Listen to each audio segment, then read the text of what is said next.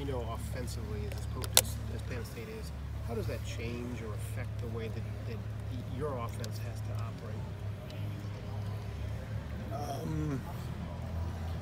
I guess I never thought about, like, since we've been here, you got to match scores if that happens. But you like to think you're going to play defense. There's going to be ebbs and flows of games. There's going to be big plays. We've done a really nice job, to me, of minimizing turnovers. I've had very few. We've done a very nice job of having 3 and outs. So it gives your, you know, if they're having plays, gives your defense a chance to recover. But they've got skill. They're going to make plays. They have for years. They're lining it up now.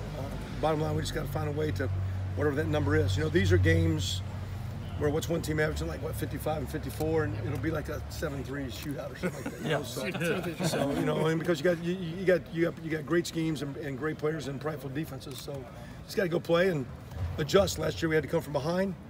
You just got to adjust and play the game. And in this kind of game, is your offensive line even more important in this kind of game to be able to control play for you guys to keep your defense off the field to some degree?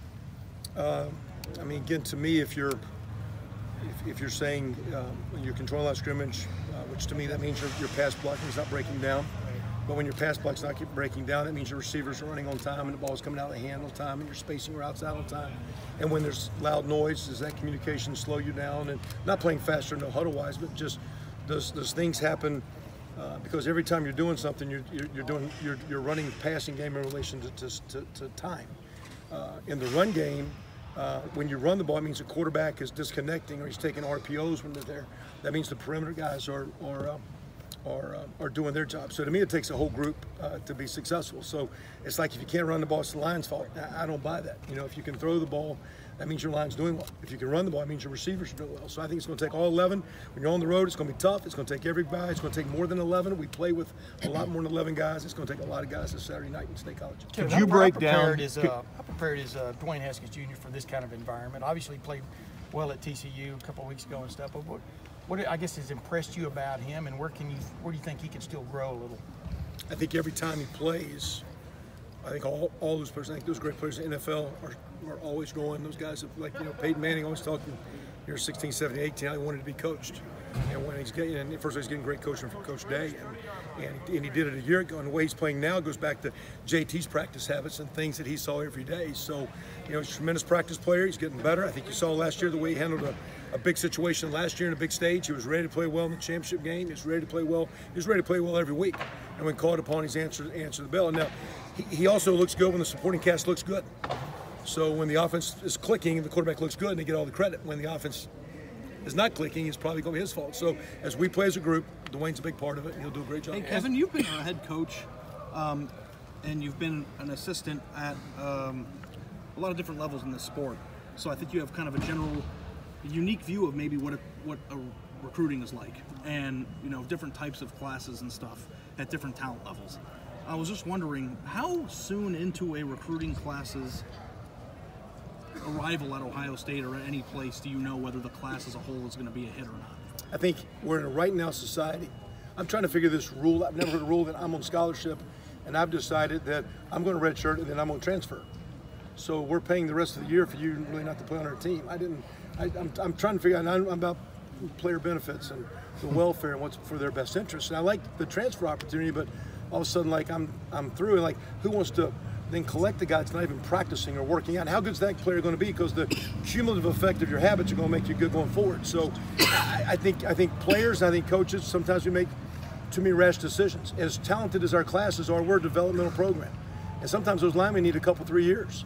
And you look at the way Demetrius Knox came on in a couple, 3 years. You know, sometimes it takes a little time. I think Rashad Berry, in taking time, is getting where he's a solid player. So sometimes it takes time. You want it as a kid right now, you want it as a family right now, you want it as a fan base, you want it as coaches, but great programs develop players. And to me, the greatest talent is to judge as a recruiter is what's this kid's heart, work habits to persevere and come to work every day. And when you surround a kid in this environment and he does it every day, 2 and 3 years down the road, some great things can happen. Just as a quick follow-up, in 2014 when Ohio State won a national championship, there were 5 or 6 huge pieces to that team that were in the 2013 class the year before. And this year, you guys the 2017 class was the best class in the history of recruiting from a number standpoint, and you have 5 or 6 guys like that year that are playing key roles on this team. What's it like when you recruit at a level that's that high? Sorry.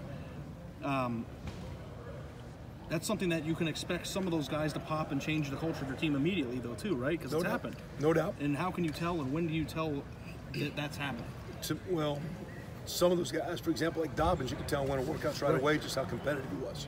You can tell the kid's got talent. The one thing that just jumps early, whether it be in fall practice when they show up, like Tariq Smith that got in here early in fall, you can just tell the competitive motor and the kid's got some juice and is he mature enough and confident enough to go play as a young guy. So a lot of those guys have the talent. Some of the talent needs to be developed. What really needs to be harnessed sometimes is a culture of going hard, being consistent, doing it day after day. Some kids are ready for that and some guys aren't. Kevin, a couple times this week, Urban's said this is now a pass-first offense because you guys are playing to the personnel. Did you all as a staff believe in the spring or in training camp that this was going to be the case, that Ohio State would be throwing it to the level that they are right now? We didn't talk about it. We knew Dwayne was capable of some things. Personally, I never thought of us as a run first or now a pass first based on the notes, because you take what's there. Now, we went from a guy that was pulling and running it to now a guy that is maybe distributing the throws. So to me, that's where it's different. The schemes have not changed dramatically.